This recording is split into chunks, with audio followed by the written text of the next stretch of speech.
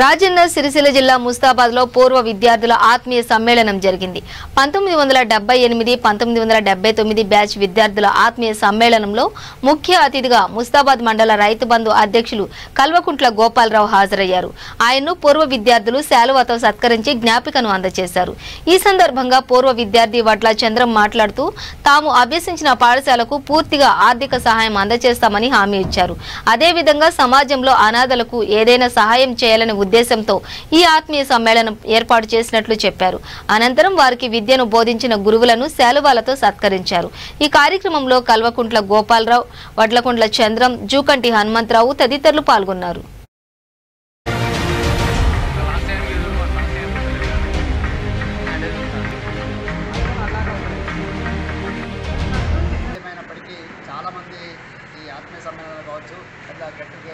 ప్రోగ్రాలు పెట్టుకుంటూ ఉన్నారు.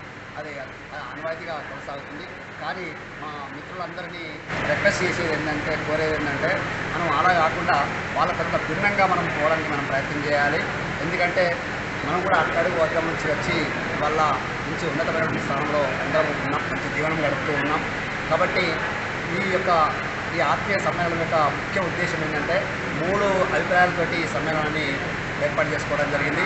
ఒకటి, ఈ మన పాఠశాలలో, ఎందుకంటే మనం ఆ పాఠశాల నుంచి వచ్చినటువంటి వాళ్ళం కనుక, ఆ ఉపాధ్యాయులే మనల్ని ఇంతటి స్థాయికి తీసుకొచ్చారు కనుక, ఆ పాఠశాలను కూడా ఆ పాఠశాల యొక్క రుణం తీర్చుకోవాలనే ఉద్దేశం చేత మనకు తోచిన విధంగా ఏదైతే ఇప్పుడున్నటువంటి పాఠశాలలో చదువుతున్నటువంటి విద్యార్థులు ఎవరైతే ఉన్నారో వాళ్ళు చదవడానికి ఆసక్తి ఉండి ఆర్థికంగా వాళ్ళు చదువుకోలేనటువంటి పరిస్థితి ఉన్నటువంటి వాళ్ళకు మనం కొంత చేయూతలు ఇవ్వాలనేది ఒక ఉద్దేశం అయితే, అట్లాగే ఈ ముఖ్యంగా ఈ 2 బ్యాచ్లకు సంబంధించి ఎవరైతే ఉన్నామో మనకు దీంట్లో కూడా ఎవరైనా ఆర్థికంగా వెనుకబడినటువంటి వాళ్ళు కావచ్చు, లేదా ఏదైనా అకారణంగా ఏమైనా సంబంధించినప్పుడు కావచ్చు, లేక అనాథ పిల్లలుగా ఉన్నటువంటి వాళ్ళు కావచ్చు, వాళ్ళకు మన బ్యాచ్ తరఫున మనం కొంత వాళ్ళకు సహకరించడానికి కూడా ముందుండాలని చెప్పి అది 2వ ఉద్దేశం.